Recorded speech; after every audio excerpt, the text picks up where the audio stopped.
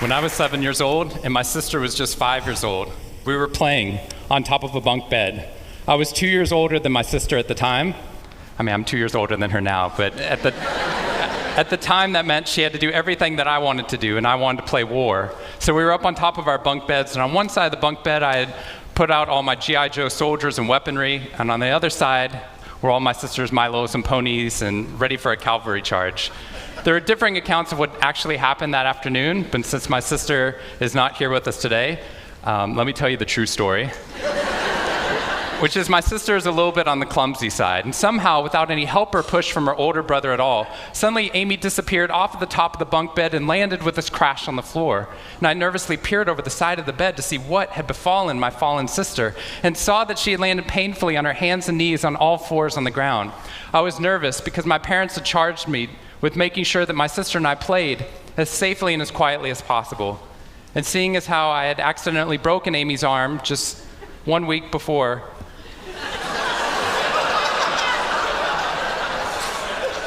heroically pushing her out of the way of an oncoming imaginary sniper bullet, for which I have yet to be thanked. I was trying as hard as I could. She didn't even see it coming. I was trying as hard as I could to be on my best behavior, and I saw my sister's face this wail of pain and suffering and surprise, threatening to erupt from her mouth and threatening to wake my parents from the long winter's nap for which they had settled. So I did the only thing my little frantic 7-year-old brain could think to do to avert this tragedy. If you have children, you've seen this hundreds of times before. I said, Amy, wait, don't cry, don't cry. Did you see how you landed? No human lands on all fours like that. Amy, I think this means you're a unicorn. Now that was cheating, because there's nothing in the world my sister would want more than not to be Amy the hurt 5-year-old little sister, but Amy the special unicorn. Of course, this was an option that was open to her brain at no point in the past, and you could see on my poor, manipulated sister's face conflict, as her little brain attempted to devote resources to feeling the pain and suffering surprise she just experienced, or contemplating her newfound identity as a unicorn. And the latter won out. Instead of crying, instead of ceasing our play, instead of waking my parents with all the negative consequences that would have ensued for me, instead, a smile spread across her face, and she scrambled right back up onto the bunk bed with all the grace of a baby unicorn. With one broken leg. What we stumbled across at this tender age of just 5 and 7, we had no idea at the time, was something that was going to be at the vanguard of a scientific revolution occurring 2 decades later in the way that we look at the human brain. What we had stumbled across is something called positive psychology, which is the reason that I'm here today and the reason that I wake up every morning. When I first started talking about this research outside of academia, out with companies and schools, the very first thing they said to never do is to start your talk with a graph. The very first thing I wanted to do is start my talk with a graph. This graph looks boring, but this graph is the reason that I get excited and wake up every morning. And this graph doesn't even mean anything. It's fake data. What we found is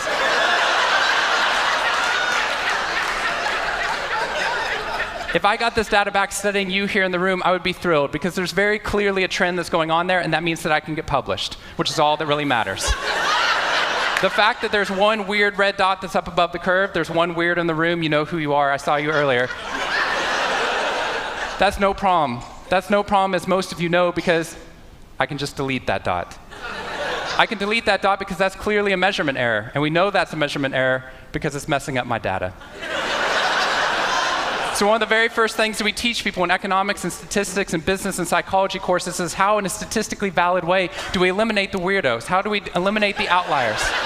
So that we can find the line of best fit, which is fantastic if I'm trying to find out how many Advil the average person should be taking, too. But if I'm interested in potential, if I'm interested in your potential, or for happiness, or productivity, or energy, or creativity, what we're doing is we're creating the cult of the average with science. If I ask a question like, how fast can a child learn how to read in a classroom? Scientists change the answer to, how fast does the average child learn how to read in that classroom? And then we tailor the class right towards the average. Now, if you fall below the average on this curve, then psychologists get thrilled, because that means you're either depressed, or you have a disorder, or hopefully both. We're hoping for both, because our business model is if you come into a therapy session with one problem, we want to make sure you leave knowing you have 10. So you'll keep coming back over and over again. We'll go back into your childhood if necessary, but eventually what we want to do is to make you normal again. But normal is merely average. And what I posit, and what positive psychology posits, is that if we study what is merely average, we will remain merely average. Then instead of deleting those positive outliers, what I intentionally do is come into a population like this one and says, why? Why is it that some of you are so high above the curve in terms of your intellectual ability, athletic ability, musical ability, creativity, energy levels, your resiliency in the face of challenge, your sense of humor? Whatever it is, instead of deleting you, what I want to do is study you. Because maybe we can glean information, not just how to move people up to the average, but how we can move the entire average up at our companies and schools worldwide. The reason this graph is important to me is when I turn on the news, it seems like the majority of the information is not positive. In fact, it's negative. Most of it's about murder, corruption, diseases, natural disasters, and very quickly, my brain starts to think that's the accurate ratio of negative to positive in the world.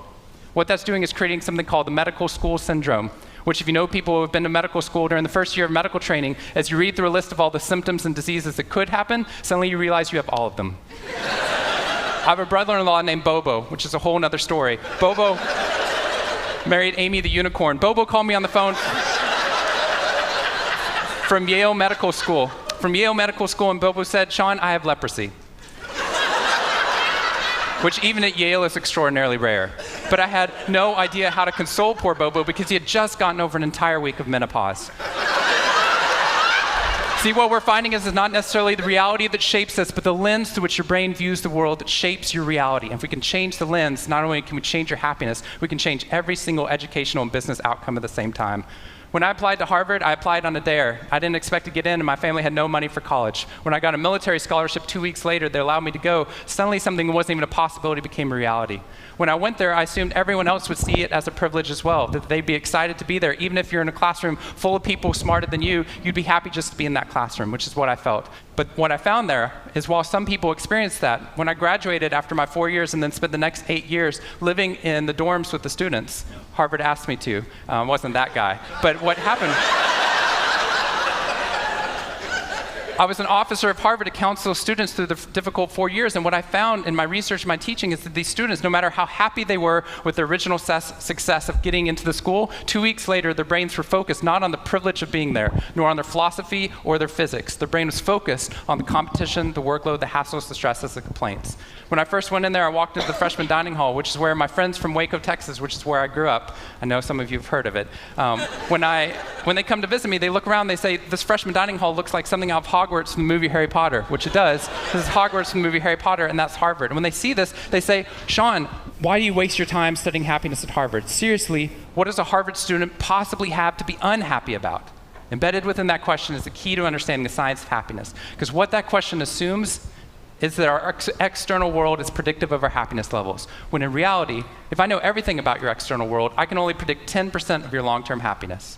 90% of your long-term happiness is predicted not by the external world, but by the way your brain processes the world. And if we change it, if we change our formula for happiness and success, what we can do is change the way that we can then affect reality. What we found is that only 25% of job successes are predicted by IQ. 75% of job successes are predicted by your optimism levels, your social support, and your ability to see stress as a challenge instead of as a threat. I talked to a boarding school up in New England, probably the most prestigious boarding school, and they said, "We already know that." So every year, instead of just teaching our students, we also have a wellness week, and we're so excited. Monday night, we have the world's leading expert coming in to speak about adolescent depression. Tuesday night is school violence and bullying. Wednesday night's eating disorders. Thursday night is illicit drug use. And Friday night, we're trying to decide between risky sex or happiness. I said, that's most people's Friday nights.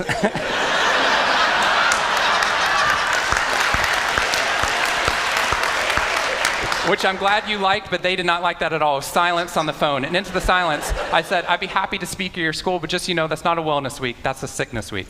What you've done is you've outlined all the negative things that can happen, but not talked about the positive. The absence of disease is not health. Here's how we get to health.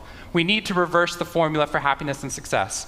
In the past 3 years, I've traveled to 45 different countries, working with schools and companies in the midst of an economic downturn. And what I found is that most companies and schools follow a formula for success, which is this: if I work harder, I'll be more successful. And if I'm more successful, then I'll be happier. That undergirds most of our parenting styles, our managing styles, the way that we motivate our behavior. And the problem is, it's scientifically broken and backwards for 2 reasons. First, every time your brain has a success, you just change the goalpost of what success looked like. You got good grades, now you have to get better grades. You got into a good school, now you have to get a better school. You got a good job, now you have to get a better job. You hit your sales target, we're going to change your sales target. And if happiness is on the opposite side of success, your brain never gets there. What we've done is we've pushed happiness over the cognitive horizon as a society. And that's because we think we have to be successful, then we'll be happier.